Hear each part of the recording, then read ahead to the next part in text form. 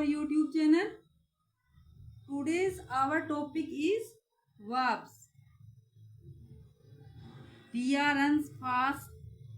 I write a letter. Mohan reads a book. What is common in these sentences? Runs, जैसे कि runs, write, reads. These are verbs. ये runs है, write है, reads है. These are verbs. तो आज हम अपने इंग्लिश ग्रामर के टॉपिक में वर्ब्स पढ़ेंगे, वर्ब्स के बारे में पढ़ेंगे। चलो वर्ब की डेफिनेशन देख लेते हैं। वर्ब होता क्या है? डेफिनेशन देखिए, a verb is a word that shows an action, state और कंडीशन। यानी कि वर्ब वो होती है जो वर्ब वो वर्ड होता है, वो शब्द होता है जो कि कोई एक्शन को दिखाता है, कोई स्टेट को दिखाता है या फिर कोई कंडीशन को। दूसरी भाषा में हम बोल सकते हैं a verb tells us what a person, animal or thing does or what happens to it. Clear? चलो अभी इसके एग्जांपल्स देख लेते हैं। एग्जांपल्स के लिए देखिए, शी पेंटेड ए पिक्चर। तो यहाँ पे ये पेंटेड वर्ड है ना, ये वर्ब है। इसमें क्या दिखा रहा है? एक्शन, मतलब कुछ कर रही है, action. Robin is a good batsman. तो इसमें ये इज है, ये वर्ब है और ये क्या दिखा रहा है? स्टेट ऑफ बीइंग, मतलब रॉबिन के अच्छे बैट्समैन को बताता है। तो ये यहाँ पे स्टेट ऑफ बीइंग। क्लियर? आगे देखिए, a sentence can not be formed without a verb. कोई भी सेंटेंस होता है वो बिना वर्ब के नहीं बनाया जा सकता। सेंटेंस में वर्ब होना कंपल्सरी है। ए वर्ब में consist of just one word और मोर देन वन वर्ड। जो वर्ब होती है वो या तो एक शब्द हो सकती है या एक से ज़्यादा शब्द भी हो सकते हैं। आपको वर्ब के बारे में पता चल गया होगा वर्ब क्या है। यानी कि वर्ब के बिना हमारा सेंटेंस अधूरा है, वर्ब के बिना सेंटेंस कंप्लीट नहीं होता। ठीक है, चलो आगे देखते हैं टाइप्स ऑफ वर्ब्स। वर्ब के कितने प्रकार होते हैं, वर्ब कितने प्रकार की होती है? Verbs are two types. Mainly verbs two types होती है, मतलब वर्ब्स दो प्रकार की होती है, प्रिंसिपल वर्ब्स और ऑक्सिलरी वर्ब्स। प्रिंसिपल वर्ब्स, अब देखो प्रिंसिपल वर्ब्स को हम मेन वर्ब्स भी बोलते हैं। जो मेन वर्ब्स होती है उन्हीं को हम प्रिंसिपल वर्ब कहते हैं।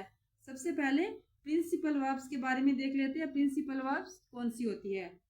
Principal verbs are those verbs that express action by themselves.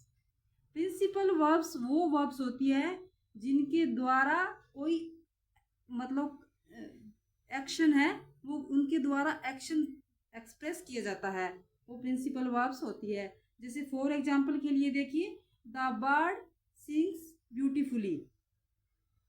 तो इसमें ये जो सिंग्स शब्द है ना, ये प्रिंसिपल वर्ब्स है। यहाँ पे आई लाइक चॉकलेट, तो यहाँ पे ये लाइक है, ये प्रिंसिपल वर्ब है, यानी कि मेन वर्ब, जिसको मेन वर्ब बोलते हैं वही प्रिंसिपल वर्ब्स होती है। इसका दूसरा नाम प्रिंसिपल वर्ब है। तो ये इसमें सिंग्स हो गया, लाइक हो गया, ये प्रिंसिपल वर्ब्स है। आगे देखिए, आगे मैंने इसका स्टार लगा के लिखा भी है, द मेन वर्ब, जिसको हम शॉर्ट में एमवी लिखते हैं, is also called the principal verb. यानी कि मेन वर्ब को ही प्रिंसिपल वर्ब भी कहा जाता है। मेन वर्ब को प्रिंसिपल वर्ब भी कहा जाता है। It tells us the main action और स्टेट ऑफ द सब्जेक्ट। ये क्या बताती है?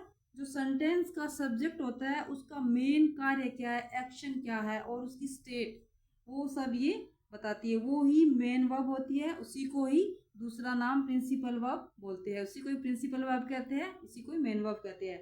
नेक्स्ट टाइप है वो है ऑक्सिलरी वर्ब्स। चलो ऑक्सिलरी वर्ब्स के बारे में देख लेते हैं। Auxiliary verbs are those verbs that help the principal verbs to form their tense, mood etcetera. Therefore these are also called helping verbs, यानी कि ऑक्सिलरी वर्ब्स वो वर्ब्स होती है जो कि प्रिंसिपल वर्ब्स की हेल्प करती है। किस में हेल्प करती है? टू फॉर्म दियर टेंस, यानी कि टेंस को फॉर्म बनाने में, या सेंटेंस का मूड है, मतलब सेंटेंस किस तरह का है, उसमें वो हेल्प करती है। Therefore these are also called helping verb, इसलिए इनको हेल्पिंग वर्ब्स भी कहा जाता है, यानी कि ऑक्सिलरी वर्ब्स को हेल्पिंग वर्ब भी कहा जाता है। फॉर एग्जाम्पल के लिए देखिए, I have done my work. अब इसमें जो हैव है वो है ऑक्सिलरी वर्ब, यानी कि इसको हेल्पिंग वर्ब भी बोलते हैं, और जो डन है वो है मेन वर्ब। सेकंड देखो, चिल्ड्रन आर प्लेइंग क्रिकेट, तो इसमें आर है वो ऑक्सिलरी वर्ब है या हेल्पिंग वर्ब है, कुछ भी बोलो, और प्लेइंग है वो मेन वर्ब है,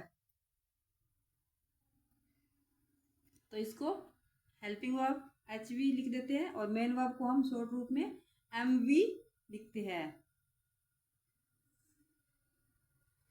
आगे देखिए, ऑक्सिलरी वर्ब के बारे में मैंने कुछ लिखा है। Auxiliary verbs are also called helping verbs, यानी कि जो पहले बताया उसको मैंने यहाँ पे लिख भी दिया है। ऑक्सिलरी वर्ब्स को हेल्पिंग वर्ब्स भी कहा जाता है। क्यों कहा जाता है?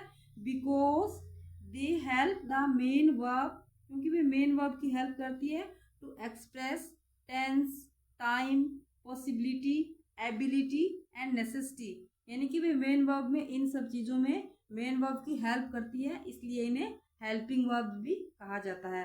अब देखो आगे प्राइमरी ऑक्सिलरी वर्ब्स, अब उनको भी आगे अलग अलग पार्ट में डिवाइड किया, प्राइमरी ऑक्सिलरी वर्ब्स।